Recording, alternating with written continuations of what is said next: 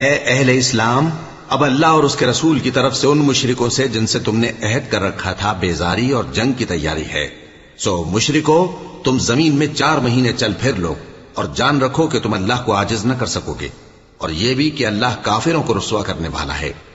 اور حج اکبر کے دن اللہ اور اس کے رسول کی طرف سے لوگوں کو آگاہ کیا جاتا ہے کہ اللہ مشرکوں سے بیزار ہے اور اس کا رسول بھی۔ اب اگر تم توبہ کر لو تو تمہارے حق میں بہتر ہے، اور اگر نہ مانو تو جان رکھو کہ تم اللہ کو ہرا نہیں سکو گے۔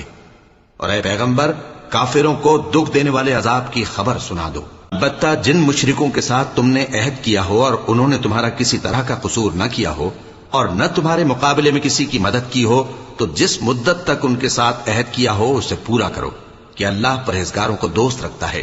پس جب عزت کے مہینے گزر جائیں تو مشرکوں کو جہاں پاؤ قتل کر دو، اور ان کو پکڑ لو اور گھیر لو، اور ہر گھات کی جگہ